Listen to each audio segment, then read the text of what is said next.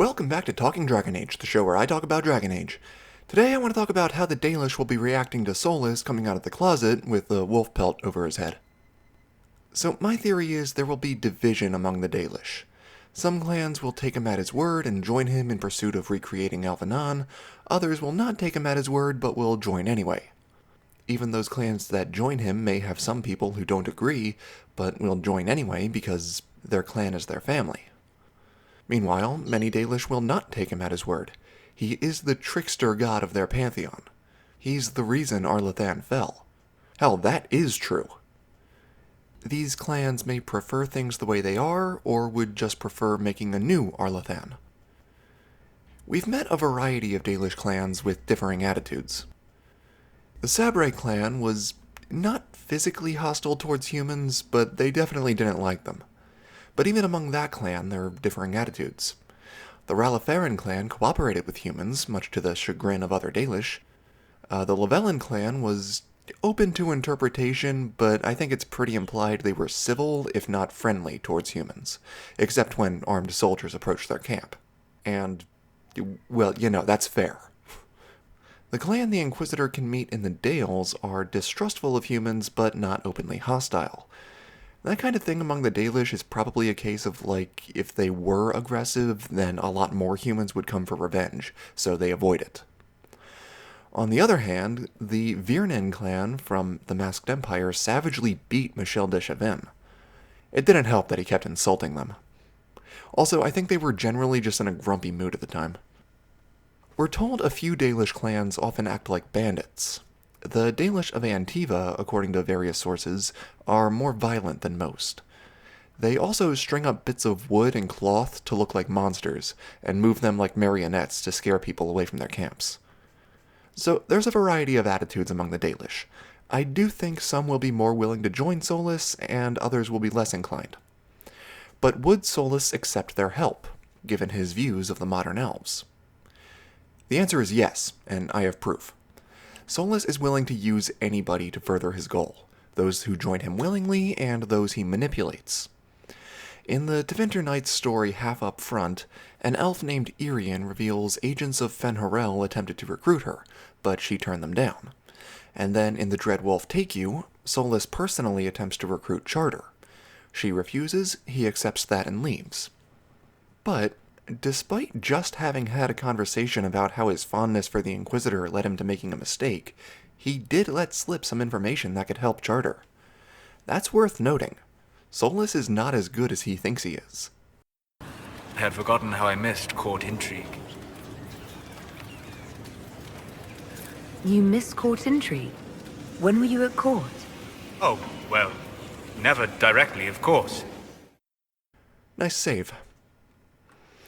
And another example is in the comic, this one, where we find an elf impersonating a recluse magister on behalf of Solas or one of his agents. So either Solas or his agents would totally be willing to use people willing to help him. But something I've been wanting to mention for a while. The Dalish lose a lot. We are told the Dalish are great fighters, especially in guerrilla warfare, but almost every time we encounter them in the series, they can lose badly.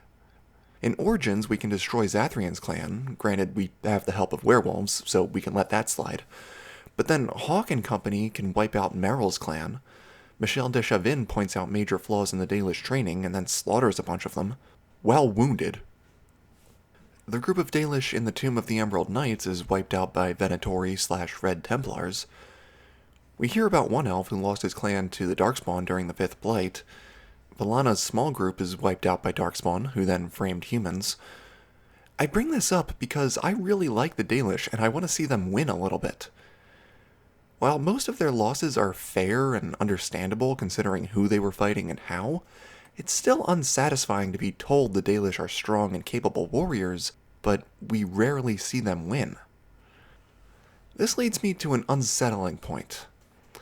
I'm thinking the division between the clans that support Solas and those that don't may lead to clans fighting each other. I think we will need Dalish support in order to stop Solas.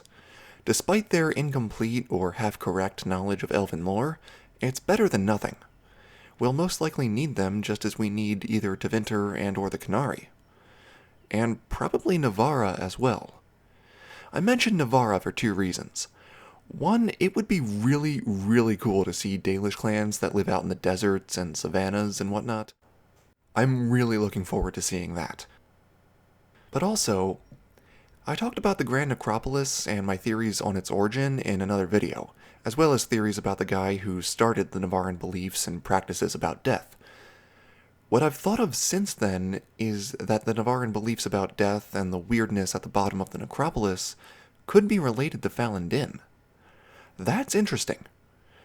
As much as I'm tired of elves being involved in everything, I think that in particular works really well. And the last thing I want to mention is that the Dalish are preparing for something. In Three Trees to Midnight, we find the Dalish are spying on the Qunari to determine their invasion plans. This says to me the Dalish are readying for war. What that means, we still don't know.